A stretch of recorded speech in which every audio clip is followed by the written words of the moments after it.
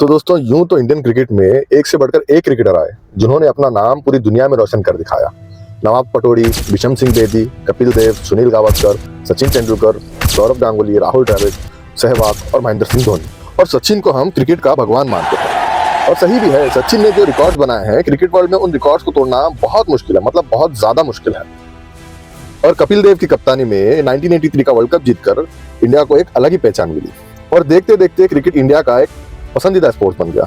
और वही सौरव गांगुली की लीडरशिप के सभी कायल हुए कि कैसे इंडिया को सौरव गांगुली ने फाइटिंग करना सिखाया। और वहीं धोनी के लीडरशिप में इंडिया ने 2007 का T20 वर्ल्ड कप जीता, 2011 का वर्ल्ड कप जीता और 2013 का चैंपियंस ट्रॉफी भी जीता और टेस्ट में नंबर 1 भी आ गए। लेकिन मेरी नजर में इंडियन क्रिकेट को अगर किसी ने सही मायने में चेंज किया है तो वो है वीरेंद्र सहवाग। लेकिन हम फैंस और सभी ने जो रेस्पेक्ट सचिन तेंदुलकर, सौरव गांगुली, कपिल देव, महेंद्र सिंह धोनी को दी है, शायद वो सहवाग को नहीं दी है। क्योंकि इंडियन क्रिकेट के अप्रोच और माइंडसेट को चेंज करने वाला एक ही बैट्समैन था और वो था वीरेंद्र सहवाग। सहवाग जब बैटिंग खेलते तो दुनिया के सभी बॉलर खौफ में रहते। सहवाग का एक ही एटीट्यूड रहता कि डर के आगे विक्ट्री है। और ये भी ना भूलें कि सहवाग की सक्सेस में सबसे बड़ा योगदान सौरव गांगुली का भी था, जिन्होंने वो मिडिल ऑर्डर सहवाग को ओपनिंग का चांस दिया और पूरी दुनिया को मिलता है नवाब ऑफ नजफगढ़। सहवाग एक सिंपल मिडिल क्लास फैमिली से बिलोंग करते थे और क्रिकेट का जुनून इतना था कि घंटों पसीना बहाकर प्रैक्टिस करते थे और खूब स्ट्रगल किया अपनी लाइफ और डोमेस्टिक क्रिकेट में खूब रन बनाए और अपनी एक पहचान छोड़ दी।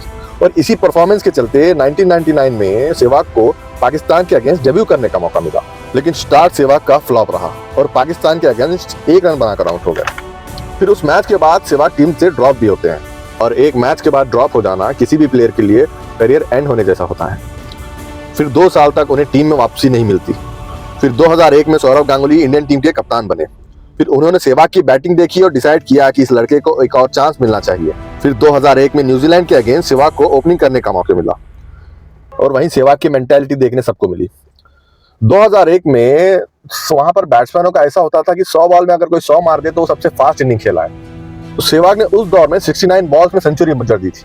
फिर यहां से गांगुली ने भी डिसाइड किया कि सहवाग अभी परमानेंट इंडियन टीम की ओपनिंग करेंगे। जहां सचिन ने इंडिया को होप दी, वहीं सहवाग ने इंडिया को लड़ना सिखाया। जहां ऑस्ट्रेलिया और पाकिस्तानी बॉलर्स फुल एग्रेशन में बॉलिंग करते, लेकिन सहवाग ने भी इंडियन क्रिकेट को बता दिया कि हम भी किसी से कम नहीं। फिर आता है चैंपियंस ट्रॉफी 2002। इंग्लैंड के अगेंस्ट सहवाग ने 126 रन बना डाले, जहां इंग्लैंड के बॉलर्स बेचारे और मजबूर नजर आने लगे। फिर बात करते हैं 2011 के वर्ल्ड कप की। पहला मैच बांग्लादेश के अगेंस्ट होना था और 2007 के वर्ल्ड कप में बांग्लादेश ने इंडिया को हराया था और इंडिया लीग स्टेज से ही 2007 के वर्ल्ड कप से बाहर हुआ था। तो यहाँ सहवाग रिवेंज के मूड में आए थे बांग्लादेश के अगेंस्ट। फिर सहवाग ने बांग्लादेश के बॉलर्स को उस मैच में इतना धोया कि पूरा बांग्लादेश ही उस मैच के बाद रोना बाकी रह गया था। सहवाग ने उस इनिंग में 175 रन बना डाले, जिसमें 14 चौके और 5 छक्के मौजूद थे। और जब टेस्ट क्रिकेट की बात हो और मुल्तान के सुल्तान का नाम ना हो, ऐसा कभी नहीं हो सकता। और उस मुल्तान में कुछ ऐसा किया सहवाग ने जो कभी कोई इंडियन बैट्समैन ने नहीं कर डाला था। सहवाग ने उस मैच में 309 रन बना डाले और मुल्तान के सुल्तान का खिताब अपने नाम कर दिखाया। और यहाँ सहवाग की मेंटालिटी की अगर हम बात करें तो सहवाग 295 रन पर खेल रहे थे और सामने the great spinner Saqlain Mushtaq bowling कर रहे थे। कोई अगर दूसरा बल्लेबाज होता तो सिंगल खेल कर अपने 300 पूरे कर लेता, लेकिन बंदा स्टेप आउट करता है और सीधा लंबा छक्का जड़ देता है। लाइफ में कुछ उतार चढ़ाव भी बहुत आए, जहां 2007 के वर्ल्ड कप एक नाइटमेयर की तरह पूरे हिंदुस्तानियों को आज भी याद था।